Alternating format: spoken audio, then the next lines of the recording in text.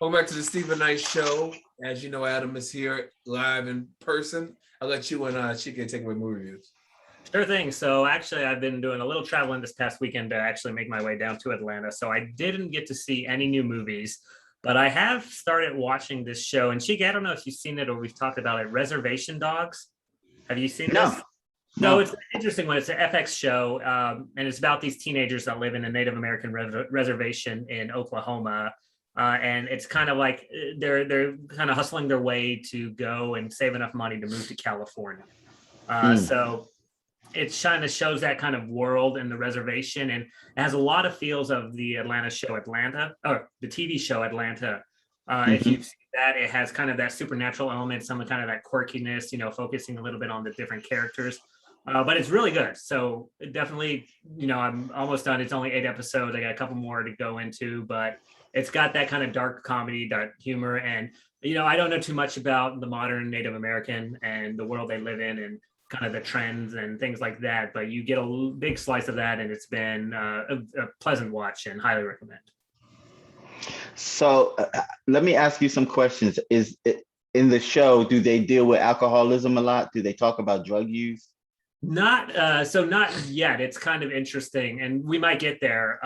The one of the big one of, I guess, the big points of the show is this: like we catch up with these kids, and they're about like 16 in that range, a year after a friend of theirs has died. So there's a Mhm. little bit of contention around that. We don't know what happened to him yet.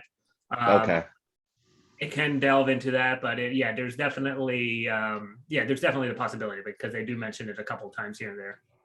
Okay. Nice. I saw two films over the weekend. The first one being a film called My Son on the Peacock Network. I got the Peacock app this weekend, and I've just been sifting through, seeing what I could see. I like it thus far. They have some good things on there, and I think that the movies that they will direct stream are Paramount films, if I'm correct. Yeah. So this is a Peacock original. It stars James McAvoy.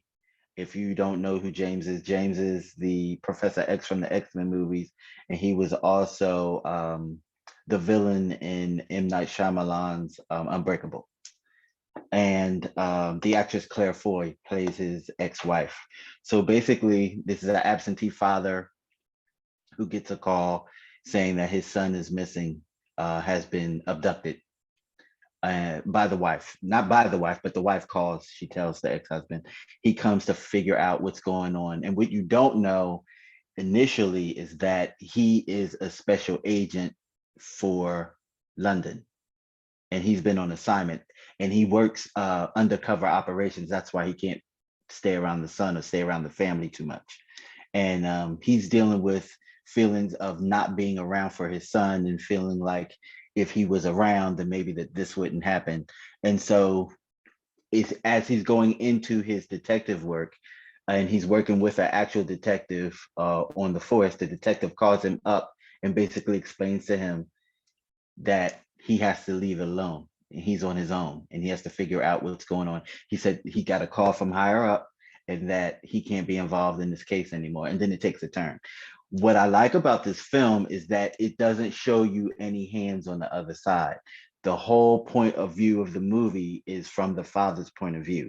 So you're finding out things as he finds out things. And I only really know one other movie that did that to me and for me, and that was a movie called Memento.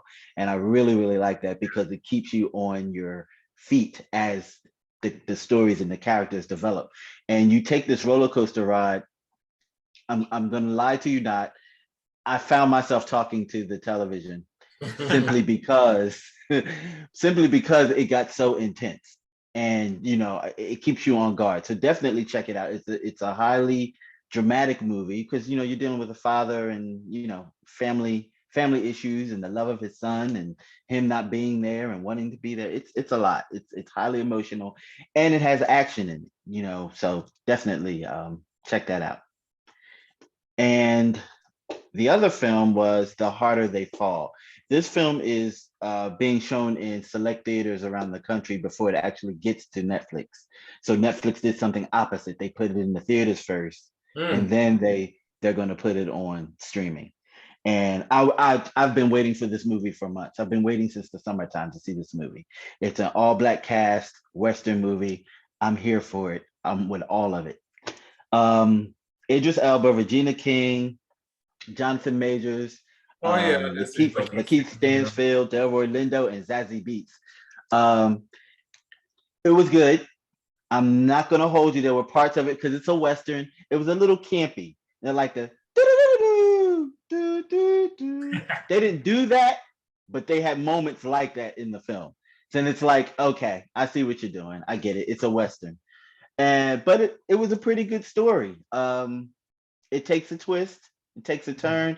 And I just want to say for the record, I love me some Regina King. Mm-hmm. And her as this character, Trudy, in this film.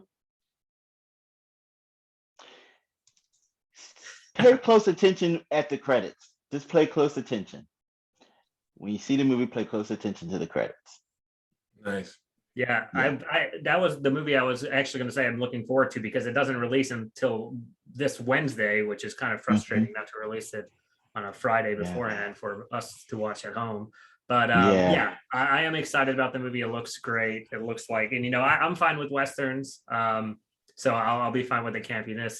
And it has been getting a lot of talk because, of course, it is all black Western, and they said a quarter of the cowboys were black. And you never see it in modern movies and any movies in Hollywood, right? And that's the history of Hollywood as another story. But yeah, it's a very interesting story to kind of bring out, and it's done well.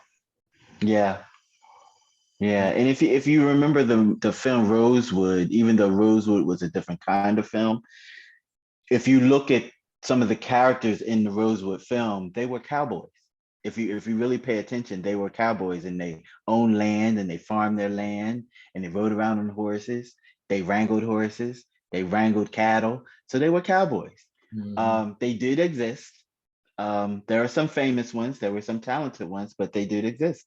And I like the fact that they took this world and created this whole story around these people, which is technically like an old Western. It's a vendetta story. So definitely check this out. It's worth the watch. Nice. Insecure Steven. I've not seen it yet. My HBO is not working. What?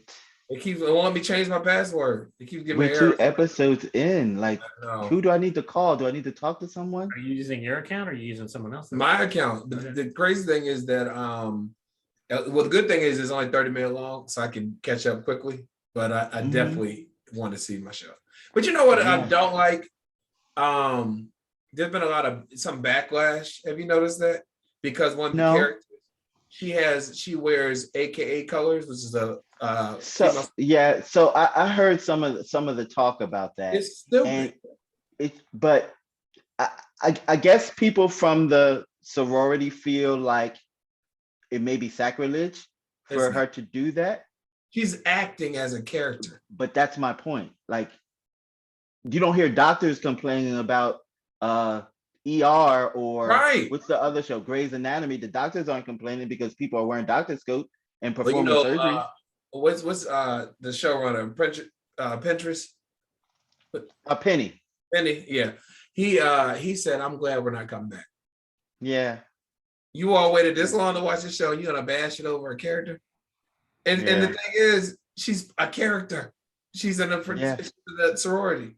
I mean, I don't if anything, I would think they should feel honored that they're representing that sorority on the show.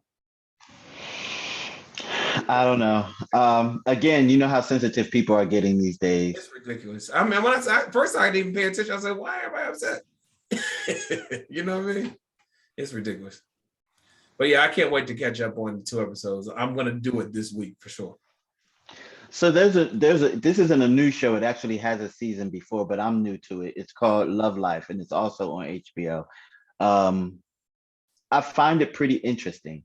From what I can tell, because I'm just getting into the first season. It's 2 seasons thus far, but I'm just getting into the first. But from what I can tell, they take a subject matter and they rock out with it for a season. Well, the subject matter is always love. It's a love life. But I think they take a person a season and they run through 8 episodes of this person's in their life, their love life throughout their life, and just basically journalize it. And then the next season, it's a different person, but it gives you different aspects of what different love lives could be like according to the person, the city they live in, what's going on in the times, what could possibly have affected how they love people or get involved in relationships based on their past. And they always are in therapy over their situations. It's pretty interesting. Pretty deep. All right. Anything coming down the pipeline? The House of Gucci. I don't know if you've seen the trailer for that. That. That's a movie I didn't even know was coming out, and I saw the trailer. I was like, "Oh, this looks pretty interesting." And for anyone unaware, it's kind of based on a true events of pretty much the Gucci household in the '90s, I guess, and the wife kind of putting a hit out on someone to take control. But Lady Gaga plays the wife. Adam Driver's in it.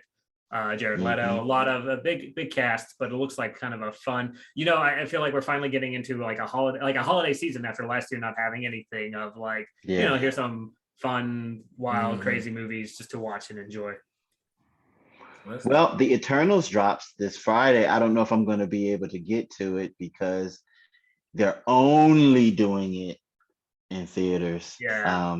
Maybe I'll make it to a theater. Maybe. But it releases this Friday, actually. Okay.